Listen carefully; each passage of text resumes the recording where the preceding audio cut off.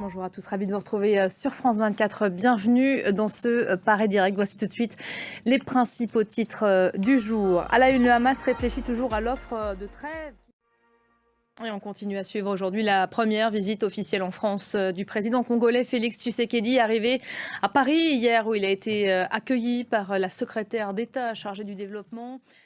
Vous vous trouvez donc devant l'Elysée où Félix Tshisekedi est attendu pour ce déjeuner et cette conférence de presse conjointe avec le chef de l'État qu'on va vous faire vivre en direct tout à l'heure. Comme hier déjà, il devrait dénoncer la tragédie que vit son pays. Oui, absolument. Pour Félix Tshisekedi, l'objectif de cette visite, c'est avant tout d'obtenir le soutien de Paris. Merci beaucoup James Henry, qu'on retrouvera tout à l'heure à l'occasion de cette conférence de presse conjointe que nous vous ferons vivre sur nos antennes à partir de 14h heure française. Le Hamas répondra-t-il favorablement à l'offre de trêve qui lui a été remise? Le Proche-Orient reste dans l'attente d'une prise de position.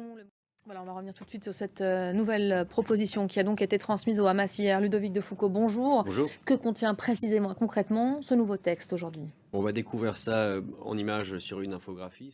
Merci beaucoup Ludovic pour ce décryptage. À l'heure où ces négociations et ces tractations se poursuivent, intense activité diplomatique américaine, on le disait, hein, les Américains confrontés dans leur pays à un mouvement pro-palestinien initié sur les campus. On en parlera à 13h. Il est en train de gagner du terrain. En Ukraine, la ville de Kharkiv a été de nouveau prise pour cible. Tout à l'heure, les forces russes ont bombardé le nord-est du pays. Attaque au missile qui a fait 5 morts et 28 blessés. Des attaques qui s'inscrivent dans un contexte de poussée des forces russes qui grignotent peu à peu du terrain.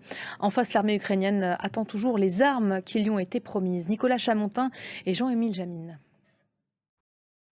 Voilà, et avant de marquer une pause, de laisser la suite au journal de la culture, une image, celle du roi Charles III qui reprend aujourd'hui. Et voilà pour l'essentiel de l'actualité en cette mi-journée.